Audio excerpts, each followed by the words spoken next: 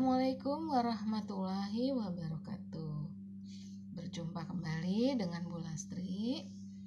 Gimana kabarnya anak-anakku semua? Bu Guru selalu berdoa dan selalu berharap semoga anak-anak dan keluarga anak-anak semua selalu dalam keadaan sehat dan anak-anakku tetap semangat dalam mengikuti pelajaran-pelajaran yang Ibu berikan setiap harinya ya.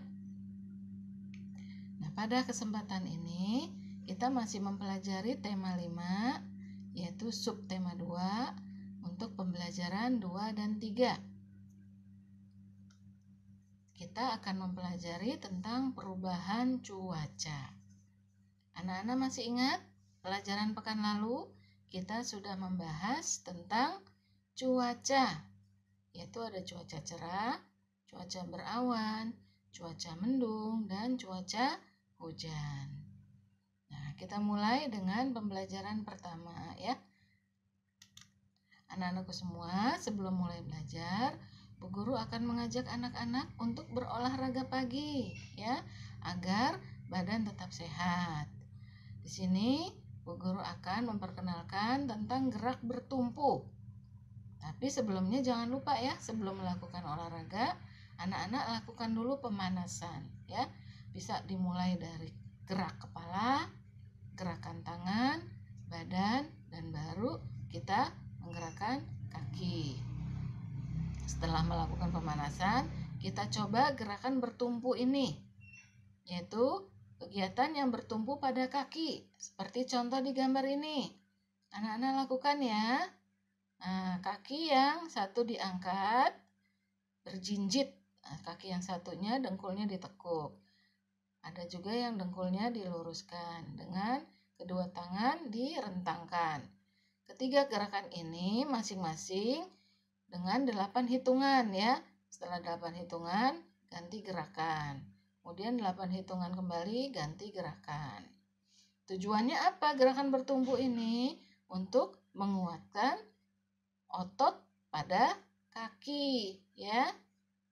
Nah, selain gerakan seperti ini ada juga yang gerakan bertumpu pada kaki, yaitu menirukan sikap pesawat terbang. Nah, ini mudah sekali ya, dan kita sering melakukan ini ketika dulu masih di sekolah ya. Tujuannya sama, yaitu untuk menguatkan otot-otot pada kaki. Jadi dibiasakan ya, setelah bangun pagi, setelah sholat subuh, olahraga biar tetap sehat ya. Setelah melakukan olahraga, baru anak-anak mandi, lalu sarapan. Setelah itu, siap-siap untuk mengerjakan tugas-tugas yang diberikan Ibu Guru. Yuk, kita masuk ke pembahasan pertama. Ya, Bu Guru akan menjelaskan tentang pengaruh perubahan cuaca.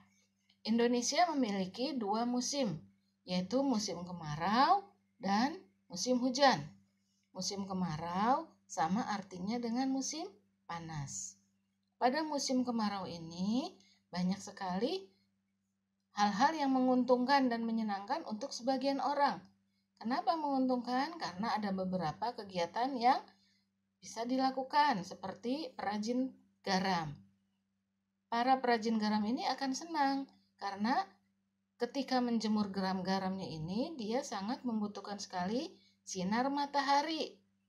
Agar ketika dijemur, butiran-butiran garamnya ini akan cepat terbentuk menjadi garam ya. Begitu juga perajin kerupuk. Kenapa kerupuk harus dijemur?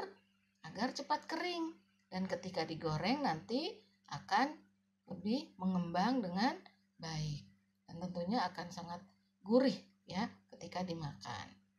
Selain perajin garam dan perajin kerupuk, pada musim kemarau juga sangat menguntungkan untuk pedagang es. Nah, di musim kemarau ini atau musim panas ini, tentunya orang-orang pasti akan mencari minuman yang dapat menyegarkan ya, dengan menggunakan es. Makanya pada pedagang es senang sekali nih. Biasanya kalau musim kemarau pasti dagangannya akan lebih laris. Begitu juga dengan ibu-ibu di rumah, memanfaatkan sinar matahari untuk menjemur pakaian. Karena kalau musim hujan terus-menerus tidak bisa menjemur pakaian ya. Jadi musim kemarau juga sangat menguntungkan untuk kegiatan. Kita lanjut ke musim hujan. Apakah musim hujan juga menguntungkan? Ya, musim hujan juga menguntungkan untuk misalnya contohnya petani. Karena tanaman padi akan tercukupi kebutuhan airnya, sehingga Pak Tani tidak memerlukan biaya tambahan untuk mengairi sawahnya, ya. Begitu juga dengan nelayan. Nelayan juga senang karena sungai-sungai yang kering pada musim kemarau menjadi mengalir kembali airnya, sehingga para nelayan dapat mencari ikan di sungai sebagai mata pencarian atau sebagai pekerjaannya, ya. Nah, setelah musim hujan dan musim kemarau, ada juga pergantian musim atau peralihan musim. Peralihan dari musim hujan ke musim kemarau atau sebaliknya dari musim kemarau ke musim hujan. Yang disebut pergantian musim itu dengan pancaroba atau peralihan musim.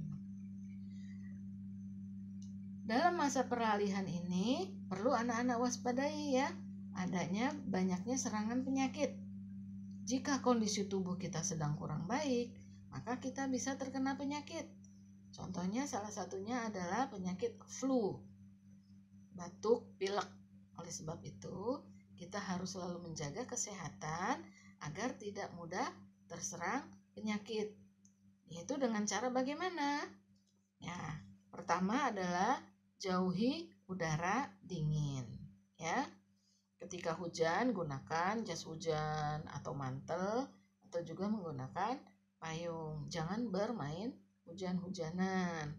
Atau ketika kehujanan, segeralah mandi dengan air hangat dan minum yang hangat-hangat agar tubuh tetap hangat.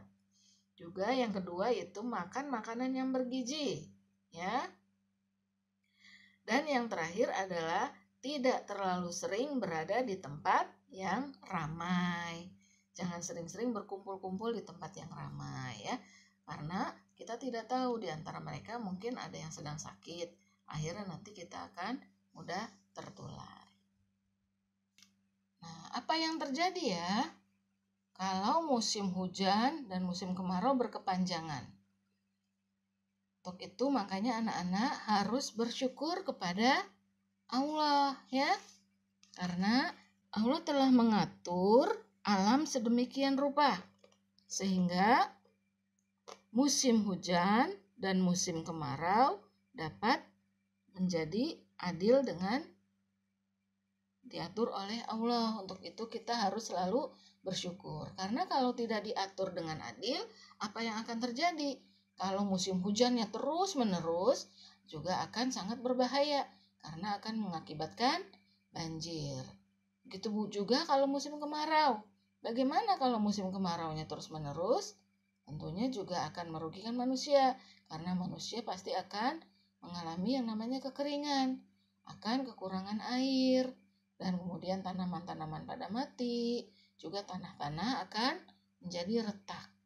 Sekali lagi, kita harus bersyukur kepada Allah karena Allah telah mengatur alam sedemikian rupa, membagi musim dan mengatur perubahan cuaca dengan sangat adil sehingga dapat menjaga kelangsungan hidup manusia dan hidup lainnya di muka bumi ya. Baik anak-anak, kita lanjut ke pelajaran berikut yaitu tentang bilangan pecahan. Sini kita akan membahas tentang membandingkan bilangan lebih besar atau lebih kecil. Kita mengenal dulu bilangan yang lebih besar seperti apa ya. Nah, ini tandanya untuk bilangan yang lebih besar. Ini juga tanda bilangan untuk yang lebih kecil. Diingat ya tandanya ya. Jika seperti ini, tandanya lebih besar. Dan yang satunya seperti ini, tandanya lebih kecil. Sini ada satu contoh soal. 3/4 dibandingkan dengan 3/5. Manakah bilangan yang lebih besar? Sebelumnya, kita lihat dulu pembilangnya ya. Di sini pembilangnya sama-sama 3. Lalu penyebutnya berbeda, 4 dan 5. Untuk mendapatkan nilai dan untuk mengetahui nilai yang mana yang lebih besar, kita lakukan sistem perkalian dulu. 3 dikalikan dengan 5, lalu 3 dikalikan dengan 4.